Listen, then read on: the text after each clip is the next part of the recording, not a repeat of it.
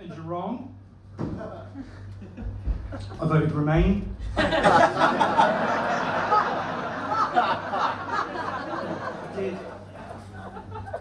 I did vote Remain, but you know what? I'm pretty happy now that when I go to a hotel, I don't have to pretend to consider the continental breakfast. Just go straight for the full English. Well, obviously, I'm having both.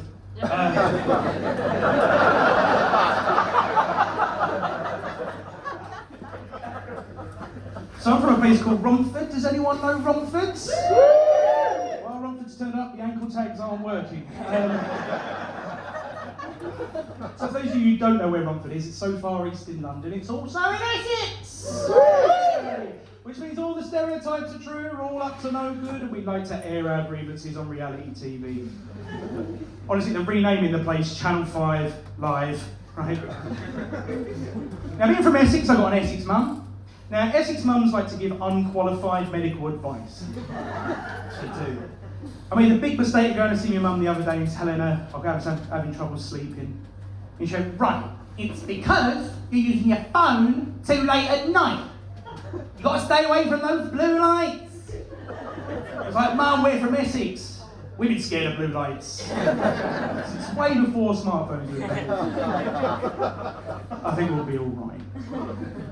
I told her I had an ear infection. She went, oh, TikTok says you've got to use one of these candles. Put a candle in it. Put a candle in the ear, it says.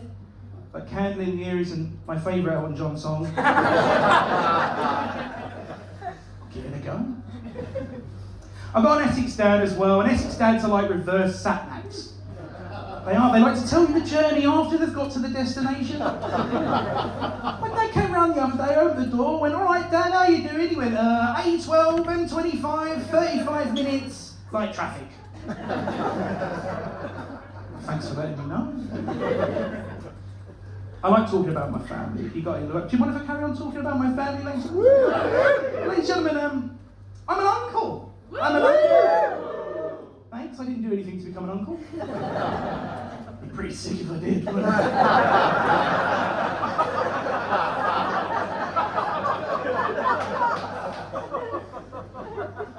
I am an uncle. I've got an 8-year-old niece, right? I like to take her out on little days out and spend quality time with her. I say spending quality time with her. I'm using it to meet single mums. I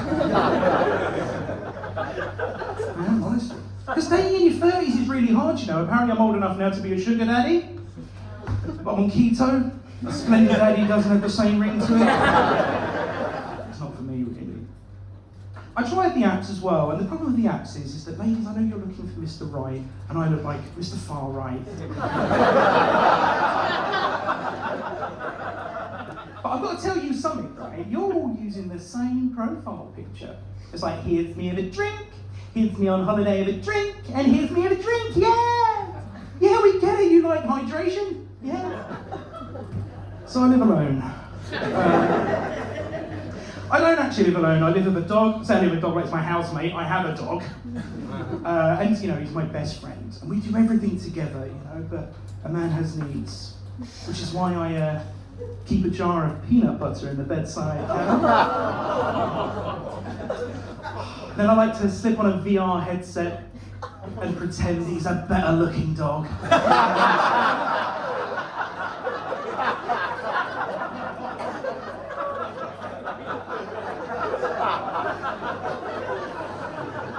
Do what you gotta do.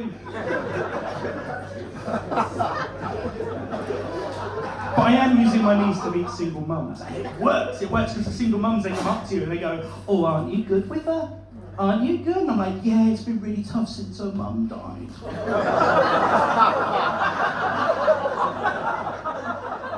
She died from too much respect and communication.